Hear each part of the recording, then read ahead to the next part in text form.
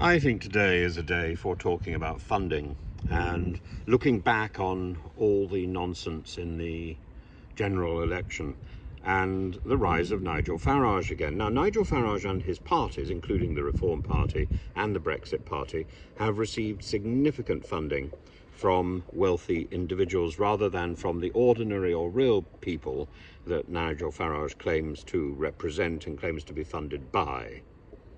It's extraordinary. This is the party that claims to be the people's organ, but instead it seems to be funded by bigwigs in Mayfair. Ordinary people represented by an ordinary party, but financed by what might best be described as moneyed toffs in one of the richest parts of London.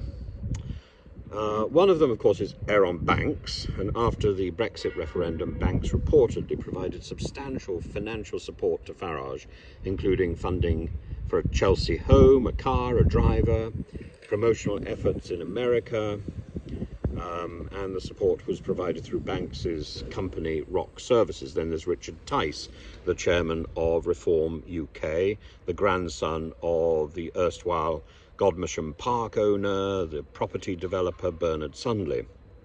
Now, Tice has been the largest single source of funding for the party over recent years, contributing several £million in loans and donations. He comes from a privileged background and runs the property investment firm Quidnet Capital from an office in Mayfair. Jeremy Hosking, a financier who's also donated to the Conservative Party, he gave £200,000 to the Brexit Party. And there's a person called Hume, the computer centre man, another funder.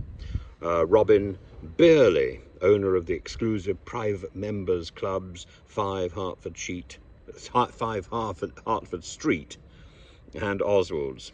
He donated £25,000 to Reform, and the club is frequented by prominent right-wing politicians and Brexit supporters, not only from Reform but also from the Conservative Party. Richard Smith, Smith's company, which supplies electronic systems to the aviation industry, donated £50,000 to Reform. His Westminster property at 55 Tufton Street is, of course, the hub for the right-wing think tanks. Holly Valance and Nick Candy. Valance, a former actress and singer, along with her husband, billionaire property developer Nick Candy. What did you see in billionaire property developer Nick Candy? Donated £50,000 to Reform UK. And Valance has also been involved in fundraising for Donald Trump's re-election campaign. Fitriani Hay, the largest donor to Liz Truss's hand-wagging campaign in 2022, the Tory leadership campaign, the marionette campaign. She switched her support after seeing Liz Truss's hand jobs to Reform UK, contributing £50,000.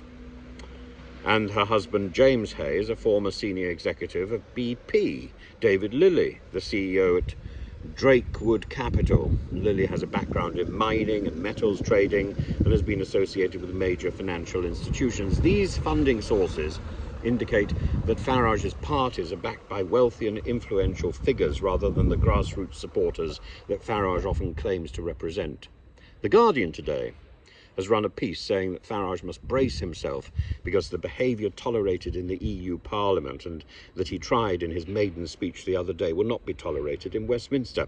His infamous 2010 speech in the European Parliament marked a turning point, if you recall, in his political career, catapulting him to prominence through its provocative and confrontational style. Addressing Herman von Rompuy, Farage's remarks were designed to be incendiary, labelling him as having the charisma of a damp rag and questioning his legitimacy.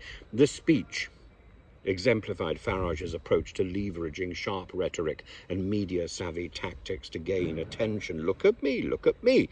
Farage's tenure as an MEP was characterised by a strategy of disruption rather than engagement, brilliant rhetoric, cutting jibes, and his low attendance in committee meetings and frequent confrontations with EU officials underscored his disdain for the institution to which he was elected.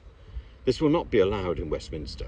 This strategy paid off in Brussels in terms of visibility, especially in the rise of social media, amplifying his speeches beyond the parliamentary chamber.